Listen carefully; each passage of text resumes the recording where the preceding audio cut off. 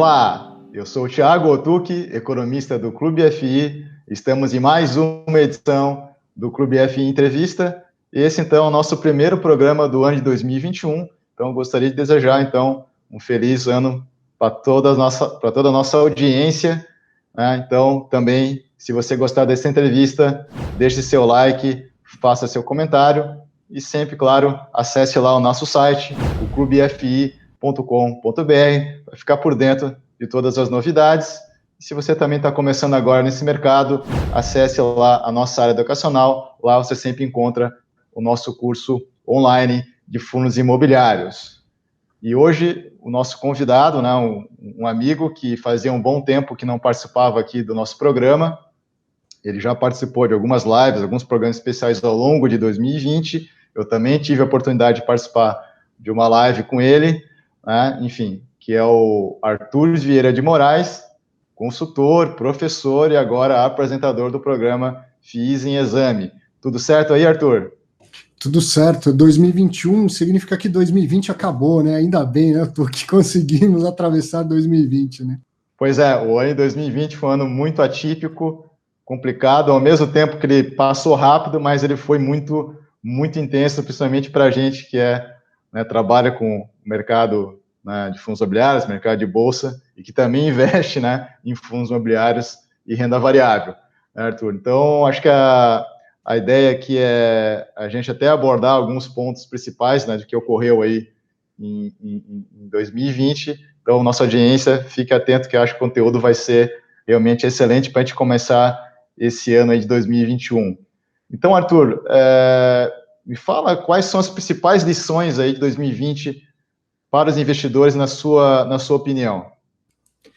Que eu até já falei isso em outra oportunidade, escrevi num texto e tal, mas foi justamente por isso. Me pediram para escrever um texto e essa frase me veio assim, eu achei que foi bem pertinente. 2020 foi o ano em que nada do que foi planejado deu certo.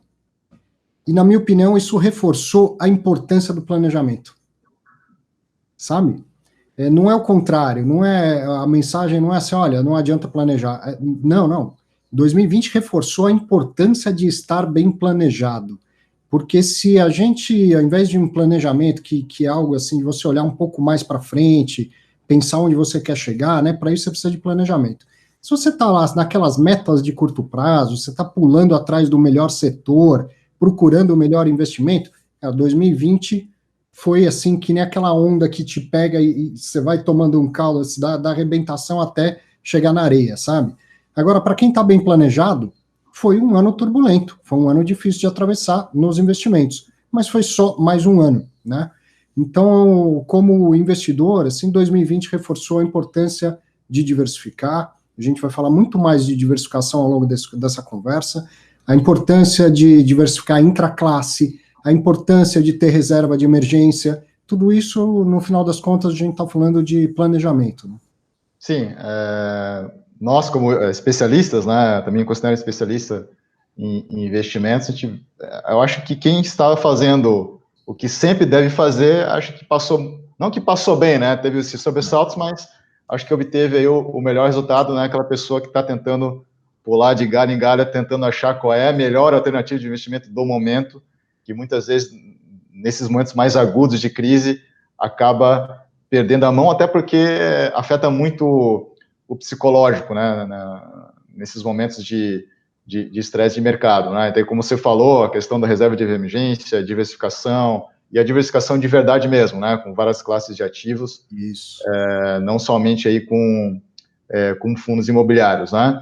E Arthur, uma outra questão também, né? Apesar de a gente ter um ano, isso também foi atípico, né? Que não foi, se você olhar a crise de 2008, né? Que eu já estava trabalhando também no mercado financeiro, veio a crise, o mercado de renda variável de forma geral, as corretoras sofreram bastante, né? Não houve um crescimento de investidores, principalmente naqueles primeiros meses, né? E agora não. A gente até comemorou numa live, você fez uma live, a gente fez uma live aqui, né, a marca importante de 1 milhão de investidores em fundos imobiliários. Você acha que isso é fruto de uma Selic a 2%, que é o menor nível histórico, ou você acha que isso é um movimento que vai prevalecer independente da taxa de juros? Porque em algum momento a taxa ela vai subir, talvez não para 2 dígitos novamente, mas ela vai subir. Então, a tua opinião é que o mercado realmente ele está passando por um processo de amadurecimento, que a gente vai ter um crescimento contínuo? Eu acho que o principal fator é até a queda da taxa de juros. Na minha opinião, esse é o grande fator macro. Mas, pô, você é economista, você sabe que o macro tem uma força muito grande, mas um monte de fator micro também traz resultados, certo? Então, o que impulsionou de uma maneira macro foi a queda da taxa de juros. Agora, o que vem micro que complementa isso? Educação, desenvolvimento do mercado, mais liquidez, mais produtos, melhores gestores, mais gestores, né? Então, quando aconteceu essa queda da taxa de juros, o mercado já estava, né, o número de investidores já tinha subido muito em 2019, com juros lá vindo para patamares de 6, 5% por aí. Aí vem 2020, em função da crise, vai para 2% ao ano. Aí foi um empurrão macro gigante. Mas se isso tivesse acontecido, que lá em 2012, não teria chegado a 1 milhão de investidores em 2012, na minha opinião. O mercado não estava preparado ainda, né? Agora, em 2020, a instrução CVM 472 já tinha sido reformada mais vezes, gestores que passaram pela crise anterior, que não foi a de 2008 propriamente dito, né? Teve uma crise muito pesada para fundo imobiliário entre 2015 e 2016. E por quê? Taxa de juros 14,25 ao ano, né? Então, os gestores que passaram por essa fase mais difícil aprenderam, melhoraram a sua forma de gerir. Os que não conseguiram passar bem por essa fase praticamente foram expurgados do mercado. Muitos renunciaram aos seus fundos imobiliários porque não conseguiram sair, né, do resultado dessa crise 2015-2016. Então, quando isso acontece em 2020, esse fator macro, que é a queda dos juros, encontra um mercado bem preparado, encontra as opções de conhecimento, os cursos, as plataformas, o Clube FI aí cada vez mais completo, um monte de livro, um monte de curso, enfim, conteúdo pra caramba, e gestores também que aprenderam a se comunicar melhor, que aprenderam a lidar melhor com o investidor, com o mercado imobiliário. Então, eu acho que é isso, né? O juro baixo, para mim, é o que explica. Mas o juro baixo acontece num momento em que muita coisa serviu ali para alicerçar esse crescimento. Daqui para frente, o juro deve subir, ele nem está 2%, né? Nem um Tesouro Selic paga 2%. Nem na curva curta, nem na curva longa, o juro está 2% no Brasil. Mas eu acredito que se tiver até uns 6% ao ano, ainda é muito baixo para padrões brasileiros e esse crescimento deve continuar. Sim, não, com certeza. Então, na verdade, é a soma de alguns fatores, mas como você falou, acho que eu particularmente também acompanho bastante a crise de 2008 e esse ecossistema todo que você comentou, que a gente faz parte também desse ecossistema, da parte educacional, de oferecer serviços, sistemas como é o Clube FI. As próprias corretoras mudaram muito o seu perfil, né? As corretoras de varejo e muitas outras pessoas produzindo conteúdo. Essa parte educacional, acho que o mercado amadureceu, mas claro que se o juros não estivesse baixo, talvez a gente não tivesse esse crescimento, mas de qualquer forma, como a nossa expectativa é que o juros até suba, né, mas não tanto, né, como estava num período, como você falou, de crise ali dos fundos imobiliários, né, ali, a partir de 2015, possivelmente, então, a gente pode esperar que a gente tenha aí uma continuidade, né, desse crescimento aí do mercado, principalmente do mercado aí de fundos imobiliários, né? Eu acredito. E Arthur, tem uma pergunta também aqui que eu selecionei para a pauta, que é realmente uma curiosidade, porque é algo que muita gente não conhece, até pessoas que já estão um tempo no mercado, e eu já tive a oportunidade de operar vendido, alugar ações, né, operar vendido já há bastante tempo, seja também em outras operações estruturadas, e toda vez que eu comentava isso também, isso já há mais de 10 anos, né, comentava em palestras, em sala de aula também, com os alunos, todo mundo ficava de olho aberto, mas é possível ganhar com a queda de uma ação? Enfim, pessoal, e aí é o primeiro pensamento, então é fácil ganhar dinheiro, né, porque o mercado pode cair, pode subir, eu posso ganhar, né, então esse é o primeiro pensamento, e agora existe essa oportunidade, né, com o mercado de fundos imobiliários, Então, eu gostaria que você falasse, eu sei que você está acompanhando mais esse assunto, né? Então, como que funciona isso e se isso vai mudar o comportamento de preço, né, em termos de volatilidade na B3, nas cotas dos fundos imobiliários. Bom, a ordem dos fatores não altera o produto, né? Para ganhar dinheiro, pensando no ganho de capital, a gente tem que comprar barato e vender caro. Mas se eu vender caro primeiro e comprar barato depois, o resultado vai ser o mesmo. E para isso é preciso existir o serviço de aluguel de ativos, que já existia em ações há muito tempo e agora tem no mercado de fundos imobiliários. Então ele é muito bom, porque ele aumenta a liquidez, né? Agora, quem quer comprar pode investir, quem quer vender também pode investir. Antes, se eu via um fundo caro, eu tinha que ficar olhando. Agora, se é do meu perfil, se eu tenho vontade de fazer esse tipo de operação, eu posso vender, se eu acho que ele está caro. Então, aumentou o número de transações possíveis, aumenta a liquidez. Tende a melhorar a precificação dos ativos. Pega um caso como foi o Becia em 2000, no começo de 2020, chegou a mais de 2 vezes o valor patrimonial, um fundo de fundos, né? Não faz o menor sentido. Mas como não é possível operar vendido, você não pode fazer nada. Você olha e fala, não compro, mas não pode vender.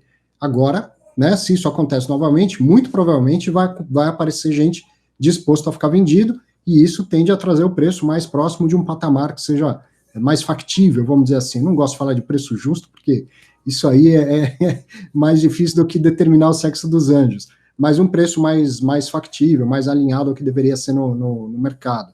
E outra coisa que é um pouco mais técnica, mas ajuda muito na questão da liquidação física, né? Fundo imobiliário é um ativo que tem liquidação física. E às vezes acontece de, num erro operacional, a gente vender mais do que tem. Você queria vender 110 cotas e vendeu 113.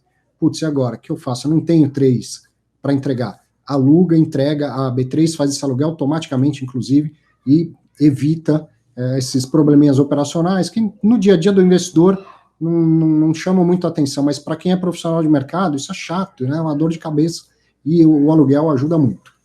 Agora, sobre a volatilidade, a gente tem que lembrar que fundo imobiliário parece ação e não é ação. Eu não acredito que isso vá trazer muita volatilidade para o mercado de fundo imobiliário, ou que vá mudar o patamar de volatilidade. Por quê? A meu ver, o que explica a menor volatilidade de fundo imobiliário é a distribuição de rendimentos, que é relativamente constante e previsível. Então, você tem um fundo lá que distribui 50 centavos todos os meses. Se eu acredito que ele vai continuar distribuindo 50 centavos, isso ancora o preço, não faz sentido nem subir demais, nem cair demais, certo? Se cai demais, esses 50 centavos gera uma rentabilidade muito acima do mercado, se sobe demais, a rentabilidade fica muito abaixo do que deveria ser. Então, se a distribuição de rendimento continua, isso não vai mudar porque agora alguém pode operar vendido, não tem por que a volatilidade aumentar, a meu ver. Né? No mercado de ações aumenta a volatilidade? Sim, só que não tem essa característica semelhante à renda fixa, que é ter uma distribuição constante e relativamente previsível de renda. Então, eu não acredito que isso vá aumentar demais a volatilidade, mas pode ajudar a aumentar a liquidez, fora que atrai outros tipos de investidores, institucionais, investidores com mais conhecimento de mercado também, e essa questão da precificação é bem relevante. Sim, então tem esse aspecto positivo, vamos dizer assim, no sentido que você falou, né? Então o mercado, falando já na parte de teoria financeira, o mercado de fundos imobiliários tenderia a ficar mais eficiente, né? Quer dizer, essas distorções, como você deu exemplo, né, de um fundo de fundos, né, que nunca deveria estar com PVPA 2, né, tenderia a não ocorrer, né, porque o mercado ele tem essa possibilidade aí, né, de operar também na ponta vendida, né? Sim, falando do tecnicismo, do academicismo, a teoria, a hipótese dos mercados eficientes, ela tem lá nos seus fundamentos que os investidores podem comprar ou vender, podem operar comprado ou operar vendido. Exato. Então, antes da existência do aluguel de cotas, não seria possível afirmar que o mercado de fundos imobiliários era eficiente. Você pode até, ou quem está assistindo, falar, não, esse negócio de eficiência de mercado é balela, isso é coisa de acadêmico. Seja lá ou não, antes do aluguel de cotas, não dava nem para ter essa discussão a respeito da teoria, porque ela não se aplicava a fundo imobiliário. Agora dá para pensar em aplicar essa teoria para fundo imobiliário. Sim. E você concorda, Arthur, que aquele investidor, então, que deseja operar vendido em algum momento, seja o tomador, né? Uhum. Ele tem que tomar muito mais cuidado do que se fosse um tomador e operar vendido em ações, porque os eventos de fundos imobiliários são muito... Todo mês vai ter uma distribuição, então, ou subscrições, quer dizer, tem que se tomar muito cuidado para não ocorrer erros de preço, especificação, ou erros operacionais mais graves, né? É muito mais difícil, né? Vai ficar muito mais caro operar vendido em fundo imobiliário do que em ações. E fora que, assim, as primeiras operações que eu vi acontecer em 2020, elas foram a taxas completamente fora de padrão. 5% ao ano, 10% ao ano. Você pegar o mercado de ações, a Petrobras é alugado a 0,5% ao ano no máximo. Às vezes é 0,1% ao ano, sabe? Então, as taxas praticadas em fundos imobiliários, para mim, estão ainda completamente fora da realidade. Então, a 10% ao ano, independente de eu ter que ficar ainda reembolsando o dividendo, como que minha operação fecha? O papel tem que cair 11 para eu começar a ganhar alguma coisa, entendeu? Então, ainda está muito no início. Agora, considerando que as taxas venham a patamares decentes, ficar reembolsando o doador do rendimento todo mês, custa caro, é um desembolso que eu tenho que fazer, custa caro. E fora a questão das novas emissões, dos direitos de preferência, e aí vem uma nova emissão de um fundo aí que aumenta 30%, 40% o tamanho do fundo, isso pode ser um baque muito grande para quem está vendido. Então não vai ser fácil. Fundo imobiliário parece ação, mas não é ação.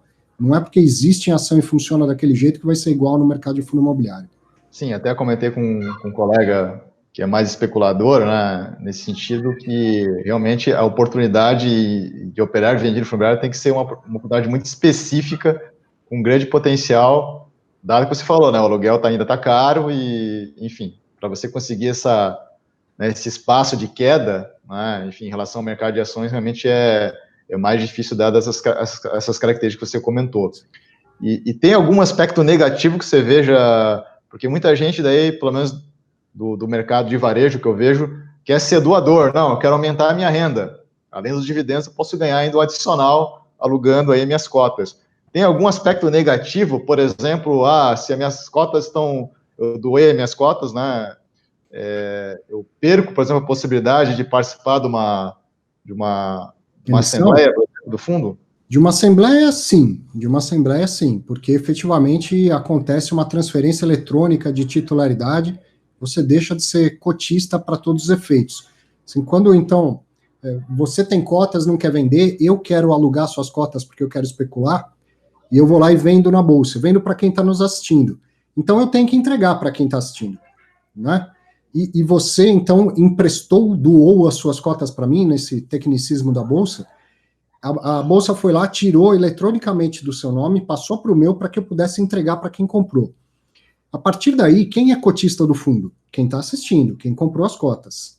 Só eu, você e a B3 sabemos que você também tem essas cotas. Então, tudo que você, doador, vai receber, você vai receber os rendimentos, os direitos de preferência e tal, mas é tudo a bolsa emulando o fato de você ser cotista, porque você não é de fato, tá? Então, se paga rendimento, a bolsa tira da minha conta e passa para a sua. É um reembolso dos rendimentos. Se tem direito de subscrição, eu tenho que comprar esses direitos para entregar para você, entende? E agora, o direito de voto não tem solução. Você não é cotista. Quem aparece no livro de cotistas é quem está nos assistindo que comprou as cotas que eu vendi. Então, você ou tu que não vai conseguir votar. Agora, muita gente sequer vota em assembleia, sequer vai em assembleia. Então, não seria um impedimento para a maioria das pessoas. O que vai acontecer é uma burocracia a mais, na hora principalmente de fazer sua declaração de imposto de renda. Então, imagina que em janeiro, fevereiro, março, abril, você recebeu rendimentos. Em maio, você alugou. Recebeu o mesmo dinheiro, só que não é rendimento, é reembolso de rendimento. A forma de declarar vai ser diferente. Aí, em junho, você voltou a receber rendimento, e assim por diante. E outra coisa que acontece no mercado de ações, provavelmente vai ser assim em fundo imobiliário, as operações são muito curtinhas. O tomador, ele é especulador, ele sabe do risco de ficar vendido, ele fecha aquilo muito rápido.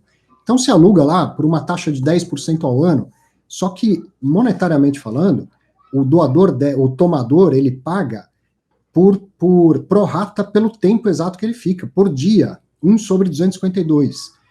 Então, aí ele fica 2, 3 dias e entra na sua conta R$ 3,27, entendeu? Menos o imposto de renda, porque é uma operação de renda fixa e tal.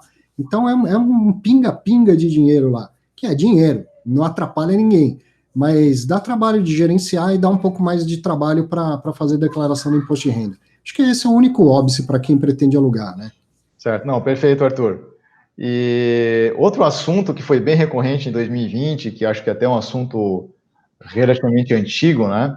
Que eu acho que agora também ficou em evidência, porque 2020 também foi um ano com muitas emissões, aquela ideia da emissão com preço abaixo de valor patrimonial, enfim, até a gente trabalhou algumas entrevistas aqui no Clube FI, né, das chamadas, a gente chama de emissões tóxicas, vamos dizer assim, né? Então, queria saber a tua opinião sobre esse assunto. Eu não gosto desse termo de emissões tóxicas, assim, aí eu acho barulho demais, mídia demais, entendeu? Me lembra notícias populares. Uma emissão, ela, na melhor das hipóteses, ela acontece para aumentar o patrimônio. Às vezes, ela acontece por necessidade, porque eu tenho que fazer uma reforma, porque eu tenho que cobrir uma obrigação do fundo. Então, nessa de ser na necessidade, não dá para escolher preço. Se o preço de mercado está abaixo do patrimonial, ela vai ser abaixo do patrimonial. Agora, considerando uma situação em que não é emergencial e que o gestor acredita que tem boa alocação para aquele dinheiro, mas as cotas estão sendo negociadas abaixo do valor patrimonial. Bom, o que ele faz? Ele não emite, né? O gestor não tem controle sobre o preço das cotas. Se ele acha que vai ter uma boa alocação para o dinheiro, ele poderia emitir. Uma coisa que tem que ficar muito claro é que a questão do valor da emissão, ela não é a totalidade do resultado do que vai acontecer pós-emissão. O que vai ser feito com o dinheiro captado vai compor isso também. É possível um fundo fazer uma emissão abaixo do valor patrimonial e depois passar a entregar mais rendimento do que antes? É possível. É possível. Porque a alocação do recurso foi mais eficiente do que a alocação do patrimônio pré-existente. Entendeu? Imagina que o patrimônio atual está rendendo lá 8% ao ano. Eu faço uma emissão de cotas, acima, abaixo ou no valor patrimonial. O que eu faço com esse novo dinheiro? Eu compro mais patrimônio. Quanto ele vai me render? Se o novo patrimônio que eu comprei render 9% ao ano, o rendimento vai aumentar. Eu posso ter feito uma emissão até ligeiramente abaixo do valor patrimonial, se a alocação foi mais eficiente do que a alocação do patrimônio pré-existente, ele vai até aumentar o rendimento. Entende? Então, não é desejável uma emissão abaixo do valor patrimonial, mas o olhar ele tem que ser mais completo.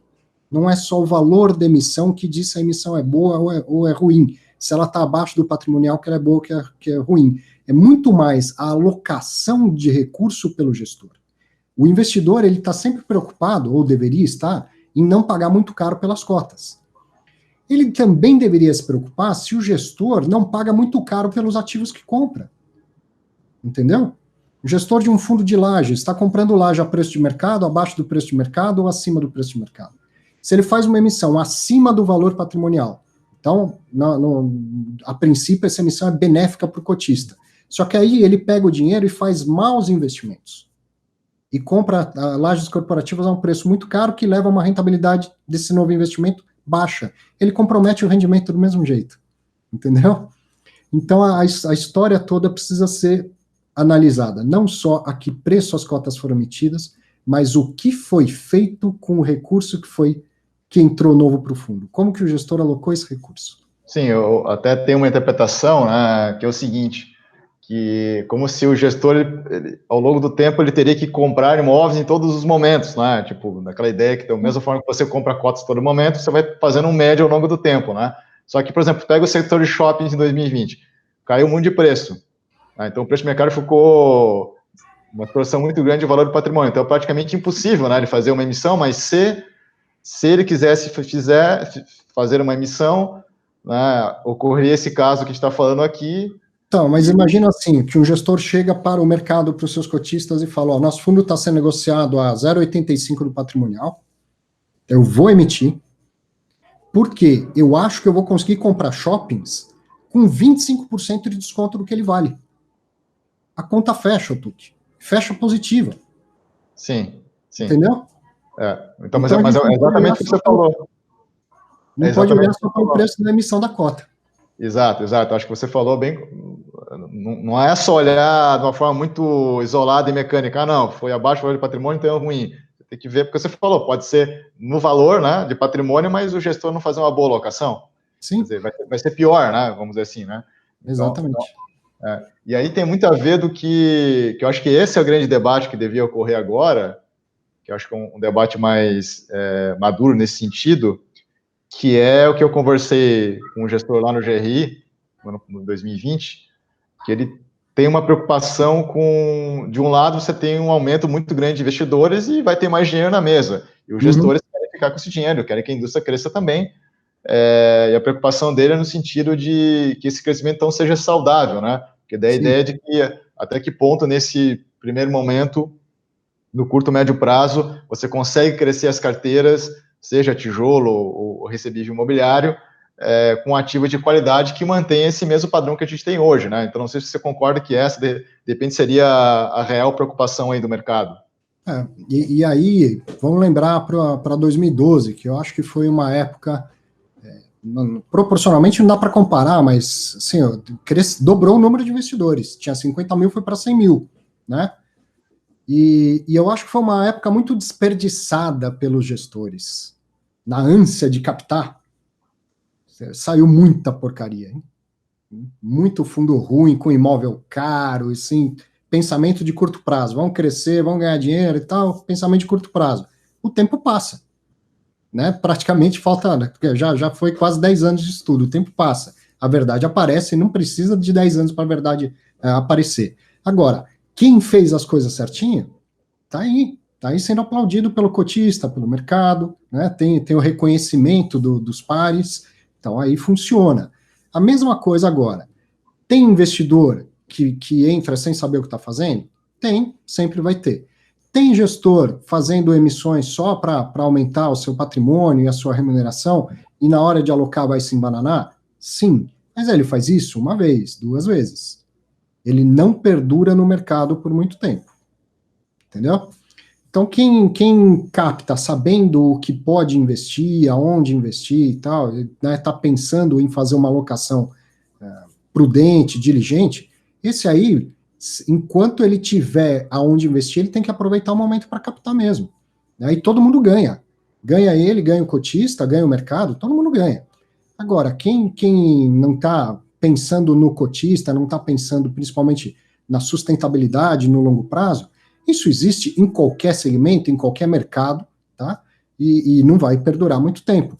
Cabe ao investidor tentar fazer esse julgamento e evitar as emissões que não pareçam ser né, as melhores alinhadas com o mercado, com o investidor e com o mercado. Agora, uma coisa também é verdade, que eu tenho a sensação de que, como está acontecendo com tudo, não só no Brasil, né, o investidor, ele está...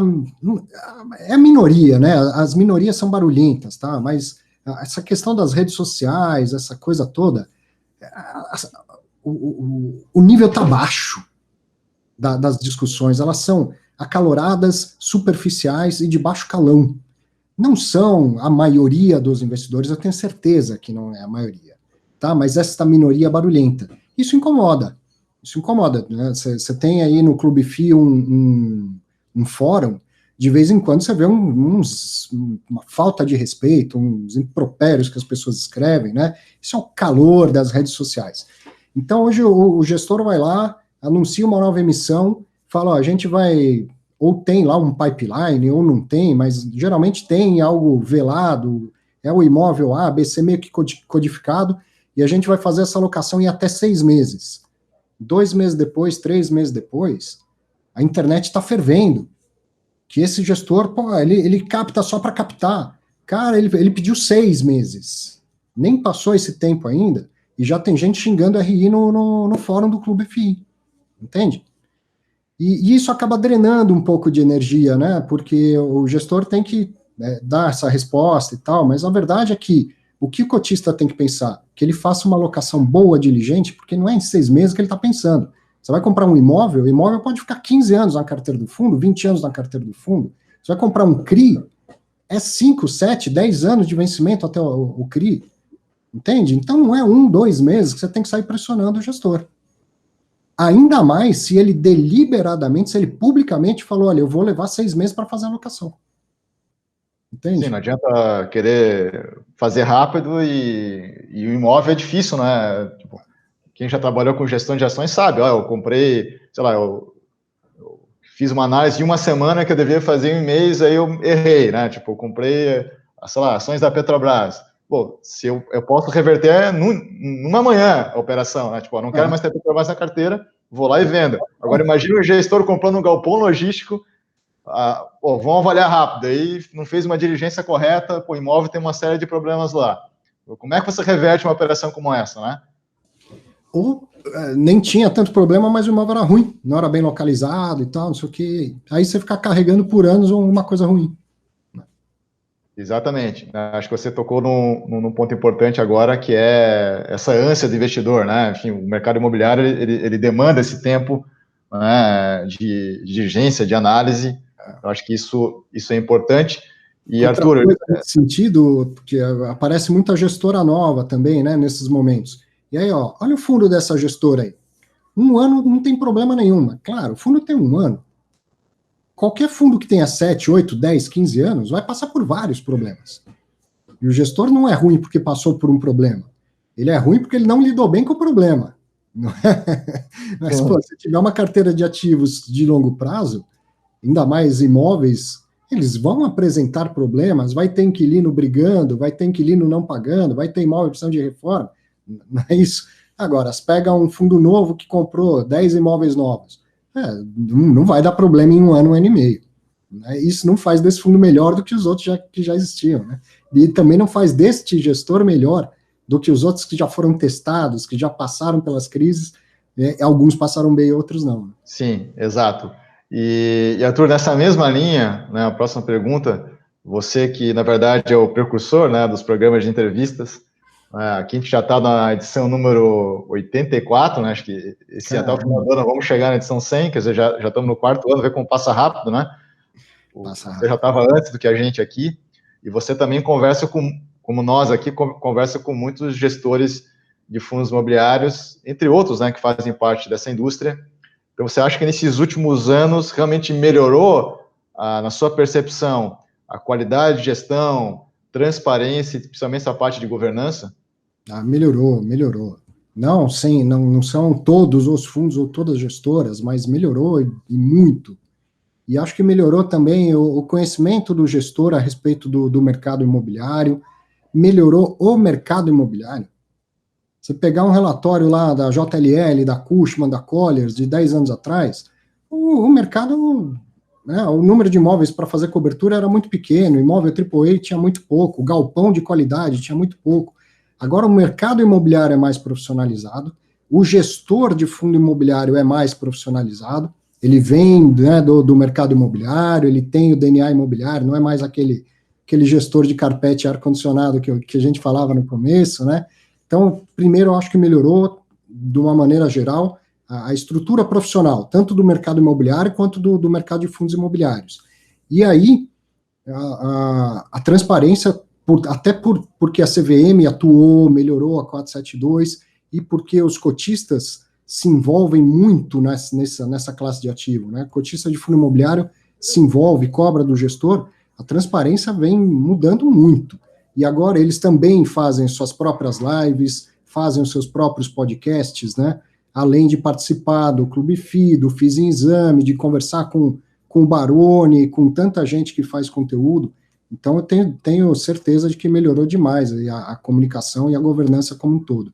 Isso, claro, para o investidor que está começando agora, quer dizer, a maioria não faz o ano que está investindo em fundos imobiliários, então isso dá maior tranquilidade, né? Você já está entrando no mercado muito mais maduro do que eu, por exemplo, que comecei a comprar as primeiras cotas lá em 2011, né? Quer dizer, o mercado, como você falou, até as oportunidades são maiores porque tem muito mais imóveis de qualidade, né, para entrar dentro dessas carteiras, né? Exato.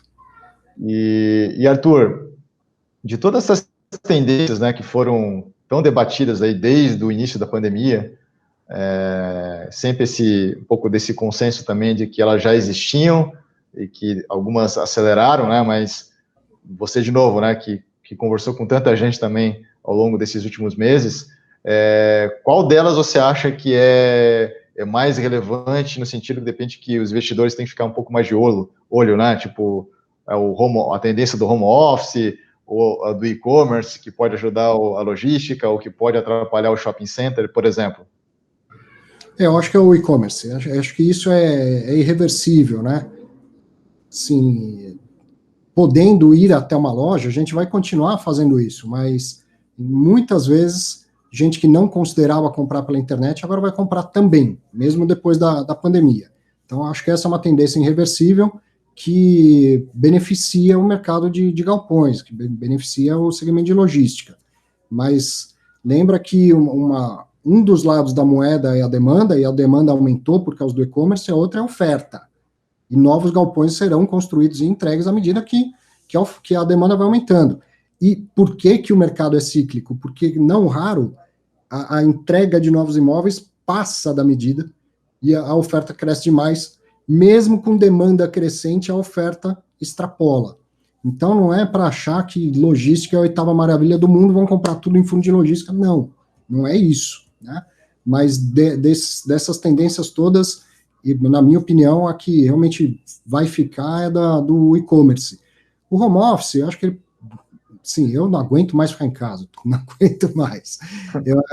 Ele pode chegar a algo de ser mais flexível, das pessoas não terem que ir todos os dias para o escritório, tem lá suas vantagens de estar em casa, mas tem muitas desvantagens de não ir conviver com as pessoas, muitas desvantagens.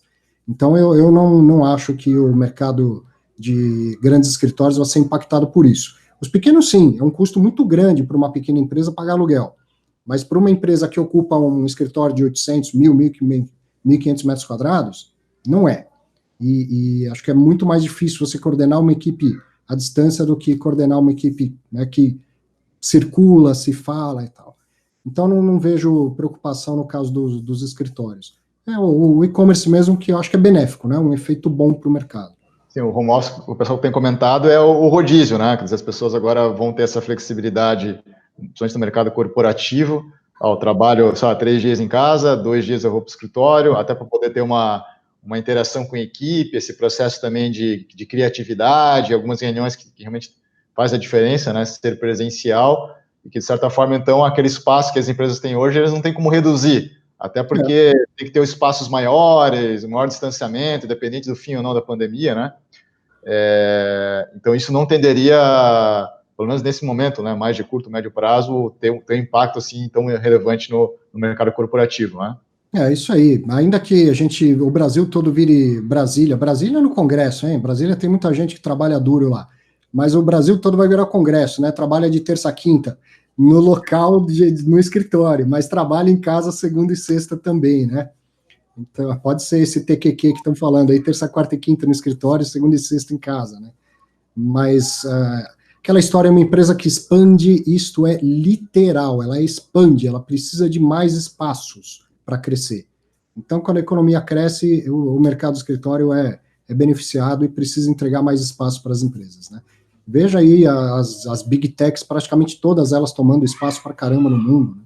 E Arthur, você que é professor, né? Eu faz um tempo que eu não ministro aula em universidade, mas sente falta aí do presencial com o aluno, mas... Nossa, pra caramba. Não aguento mais dar aula para bolinhas coloridas com 2 letrinhas no meio. Não aguento mais. A dinâmica não é a mesma. Tem alguns alunos que se esforçam em participar, mas não é a mesma coisa do que a participação em sala de aula presencial. Eu acho que o ensino online é uma coisa maravilhosa, não tenho a menor dúvida. Mas eu dou aulas muito para pós-graduação, né? E aí, na pós-graduação, além do conhecimento, tem o contato, o networking, o conhecimento, isso é muito importante, né? Circular e conhecer gente e tal. E aí eu acho que pesa, que faz muita falta. Eu estou fazendo doutorado e, putz, 2020 foi uma experiência extremamente frustrante para mim. Assim, na minha circunstância de vida, eu tenho 42 anos. O conhecimento é essencial, eu adoro estudar, vou estudar a vida inteira. Mas deixar de ir lá, conhecer gente, aprender com as experiências, circular pelo aquele ambiente, foi muito prejudicial para mim, muito prejudicial. Então, como professor, eu já não aguento mais dar essas aulas, assim, hoje eu sou mais feliz dando uma aula gravada do que uma aula ao vivo, olha que curioso. No passado eu falava, a aula ao vivo tem vida, ela é gostosa e tal, hoje em dia não. Mas por quê? Porque antes a aula ao vivo era uma exceção, era uma opção, agora ela ficou uma obrigação. E todo mundo tá de saco cheio, né, Tuque? Até porque o cara, durante o dia inteiro, ele ficou ouvindo reunião, é link de reunião e tal. Aí a hora que acaba o horário de trabalho, ele tem que ligar numa outra reunião e ficar ouvindo o professor. Ficou cansativo, né? Já quando eu estou gravando aula, eu consigo dar mais vida. Eu olho para a câmera, eu sei que tem alguém do outro lado, e eu brinco, eu sorrio, eu fico imaginando reações. Agora, na aula ao vivo, do jeito que ficou, não tem reação. Tem uma bolinha colorida com 2 letrinhas no meio lá, não tem vida aquilo. Né? Sim, mas aí do ponto de vista por exemplo, é pouco relevante ainda, né, o mercado de educação no fundos imobiliários, mas acho que até esse mercado, como você falou, né, para essas questões ainda, talvez não sei se é igual ao home office, mas eu acho que vai ter um impacto um pouco maior, né, mas como você falou, tem alguns mercados específicos, eu acho que não mudam, como é o mercado de pós, né, por exemplo, né, que essa questão do contato ainda, do networking, né, vamos dizer assim, é importante, né. Então, também pode ser um negócio híbrido, uma parte das aulas presencial e uma parte em casa, mas não é assim, só vou lá fazer prova, né? Tem que circular um pouco. Isso aí, cara, alguém que faz uma graduação sem ir pro boteco tomar cerveja de segunda a sexta, ele perdeu o mais importante da graduação. Me desculpe, mas ele perdeu o mais importante da graduação, né? Que é fazer networking, são pessoas que o cara vai te salvar numa enrascada o resto da vida, ele vai estar lá ponta firme para te ajudar, não é verdade? Então, o convívio é muito importante. Agora, o ensino online é ruim? Não. Cara, o ensino online é maravilhoso. Eu moro em São Paulo, nasci em São Paulo, aqui tem um monte de boas universidades, mas não é a mesma realidade em todo o país. E a verdade é que hoje qualquer pessoa de qualquer lugar desse país pode ter aula com aquele professor que ele admira, naquela escola que ele admira, ou em qualquer lugar do mundo, se ele falar inglês. Falo para minha filha, que tem 7 anos, cara, você não tem opção de não falar inglês. É mandatório isso. Então, o ensino online é maravilhoso pelas possibilidades que ele gera, mas não que ele substitua o ensino presencial, o contato com o professor, o contato com outros alunos. Né? E Arthur, mudando totalmente de assunto agora, falar um pouco de como que o Arthur, né, como investidor, né, uma pessoa física, né, você investe tanto em tijolo como recebível imobiliário, e se Sim. você tem algum segmento da sua preferência nesse momento? Eu acho que sim, a gente tem, de maneira geral, quando fala em fundo imobiliário, a gente tem um contato mais emocional do que em outras classes de ativos, eu acho, né? Porque você frequenta os imóveis e tal. Eu gosto muito de lajes corporativas, eu gosto muito de shoppings, mas eu me policio para que isso não reflita na minha carteira. Tá? Para que não sejam sempre os maiores pesos da minha carteira. Mas eu gosto muito de shopping, gosto muito de escritório. Galpão também é um negócio que eu nunca, assim, não frequento galpões de logística, mas tenho uma curiosidade enorme pelos segmentos. Mas no meu portfólio eu procuro não deixar essa emoção passar adiante e me preocupo sempre com a alocação, de não ter um segmento carregando demais e outros com pouca participação. Né? Sim, sim. Não, eu também, eu sempre gostei bastante de logística, mesmo antes de ser a moda, né, da pandemia, mas, como você falou, a gente trabalhar bastante com fundo imobiliário, tem que tomar cuidado com essa questão emocional, né, tipo, não vou colocar tanto logística, por exemplo, ou mesmo shopping, que eu também gosto bastante. Acho que tem que levar realmente a sério esse processo aí de diversificação. Até o André Bassi também fez uma entrevista dessas que a gente gravou lá no GRI, ele falou, eu mantenho mais ou menos os pesos sempre, eu não fico entrando muito nessa questão de moda. Assim? Né? Não, eu acho que realmente é a melhor estratégia no longo prazo, né? Não sei qual a sua opinião. Então você nunca sabe. No começo de 2020, o melhor segmento era o de shopping. A melhor expectativa estava para o segmento de shopping. Em abril de 2020, ele virou o segundo pior segmento, só atrás dos hotéis. Então não adianta, você tem que estar bem diversificado. Se alguém gosta de fazer esses rebalanceamentos mais dinâmicos, que ele coloque um pouquinho mais de shopping, mas ele não pode abrir mão do que é defensivo. O que é defensivo na crise virou a grande estrela. Não foi só a logística, mas foi principalmente o contrato atípico com bom inquilino.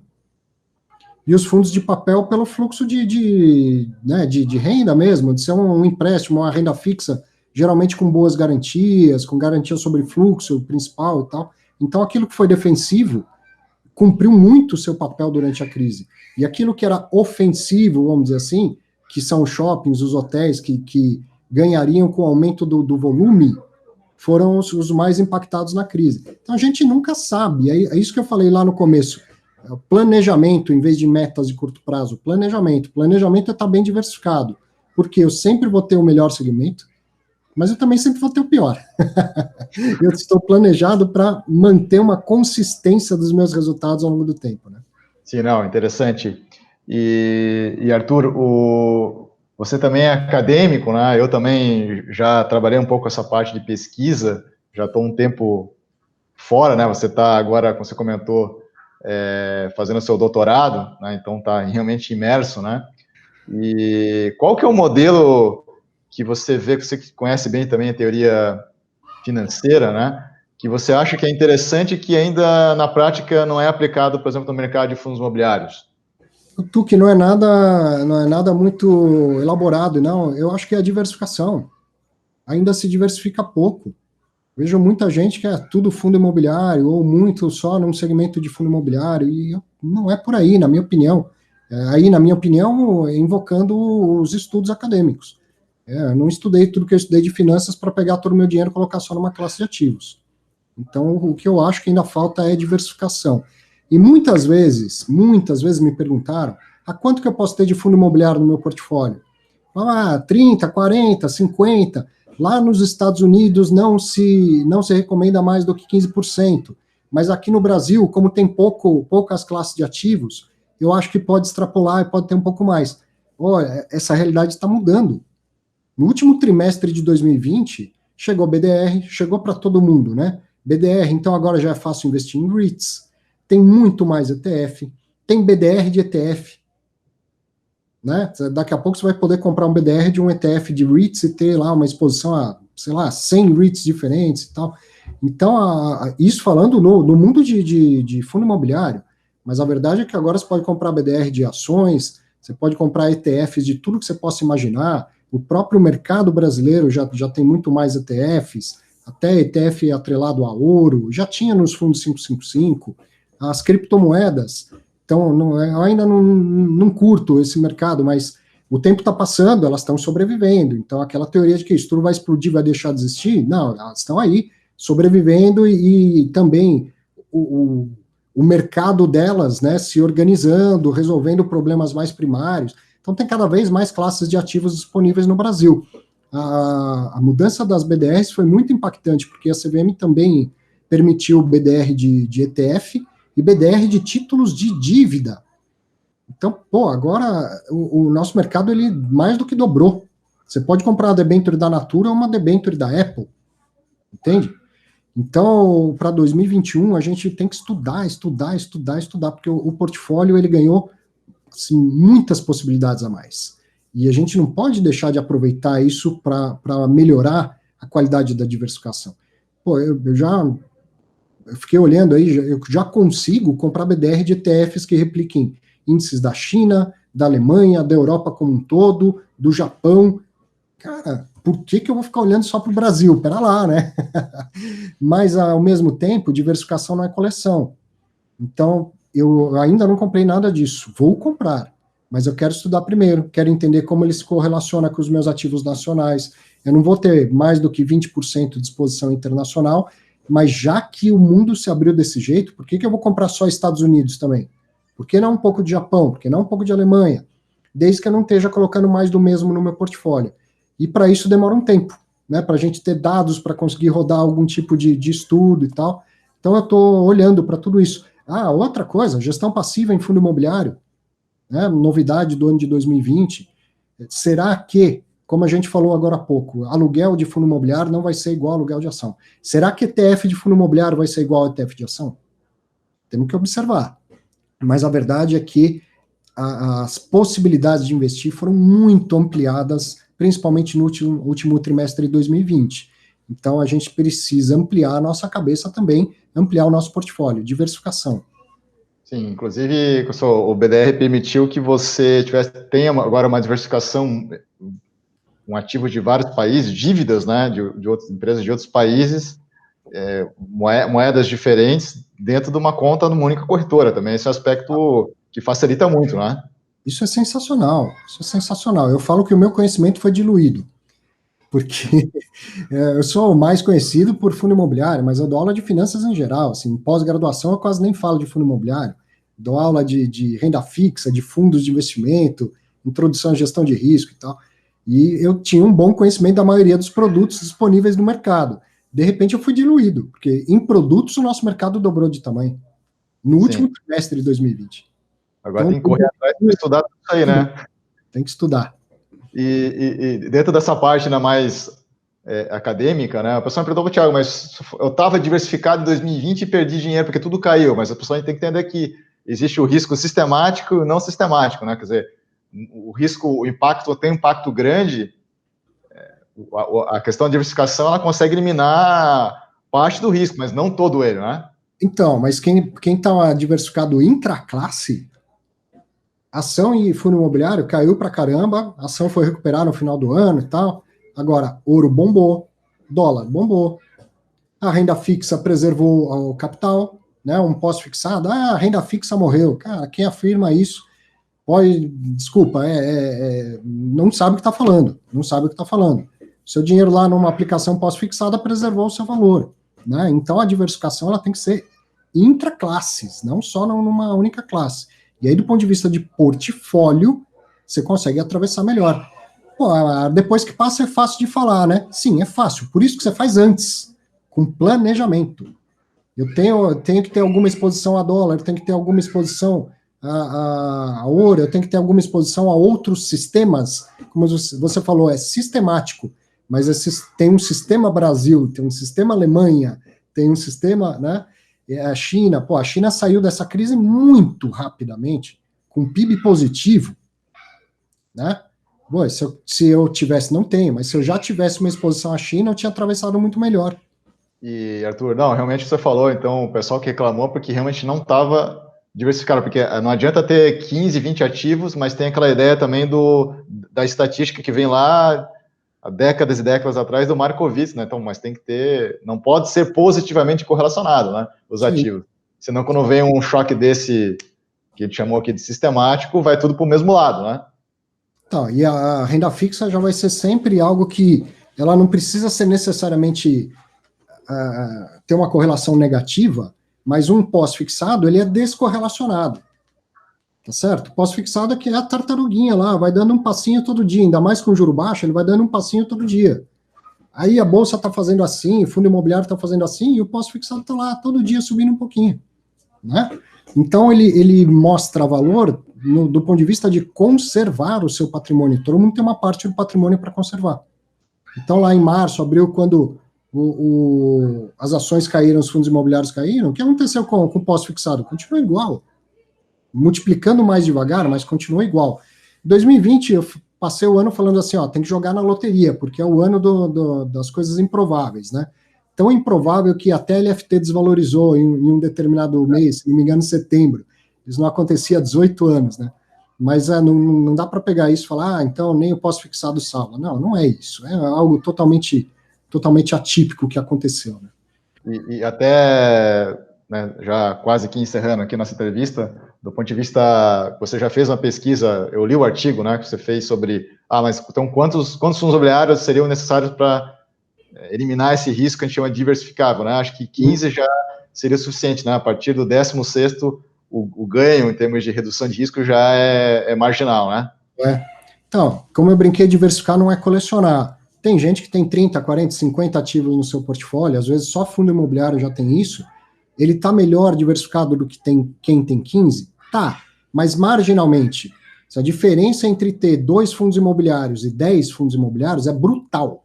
Brutal. A diversificação, assim, né, é gigante. Agora, entre ter 15 e ter 35, o ganho de diversificação é marginal, é pequenininho, né? E pensando em diversificação e coisas que a gente tem que observar, outros segmentos, né, o TUC 2020 foi o ano que chegou alguma coisa do mercado agro para fundo imobiliário, as estratégias passivas, como a gente falou, a renda urbana foi um grande destaque, mais hotelaria. No final do ano, o Aliança, o Alzirão, conseguiu uma aprovação lá, eles têm interesse em começar a comprar torre de celular, né? Então, o mercado está expandindo em segmentos também, né? Eu lembrei disso pelo seguinte, como 15 é um número bom, né, já factível, até pelo teste lá estatístico, eu costumava falar o seguinte, como a gente tem 5 segmentos do mercado de fundo imobiliário, 3 de cada um, você vai estar 5 segmentos bem desenvolvidos, que seria logística, escritório, shopping, FOF e fundo de papel. Então, se tem 3 de cada um, você já está numa ótima diversificação. Bom, agora, daqui a pouco, já dá para falar pelo menos de mais um relevante, que é a renda urbana. Né, os fundos de lojas de rua. Daqui a pouco vai ter mais segmentos aí, a gestão passiva e tudo. Então, está melhorando em possibilidades e isso significa bom para todo mundo, porque você pode diversificar melhor o seu portfólio. Sim. Excelente, Arthur. Bom, então chegamos aqui no tempo da nossa entrevista. Então, como praxe aqui no programa, então, as tuas considerações finais pode encerrar, de repente alguma outra questão que você acha importante aí. Só te agradecer, Tuque, parabenizar pelo trabalho, agradecer a todo mundo que assistiu. 2020 foi difícil pra caramba, mas não é um ano para ser esquecido. Não é um ano para ser esquecido. É um ano para a gente ter muito respeito por quem teve a dor de passar por essa doença, de perder entes queridos, mas foi um ano de muito aprendizado para todo mundo, e também, como tudo, tem um lado bom, a gente esteve mais próximo da família, quem tem filho, então, eu passei dias e dias grudados com a minha filha, então 2020 é um ano para a gente lembrar com respeito a dor e aquilo que a gente teve que evoluir, e que 2021 seja um ano muito melhor para todo mundo. Agora, quando for investir, pense em 2031, 2041, faça um planejamento de longo prazo, vai dar tudo certo. Então tá certo, Arthur. Então obrigado por mais uma participação aqui no nosso programa, né? Sempre aqui presente no Clube FI.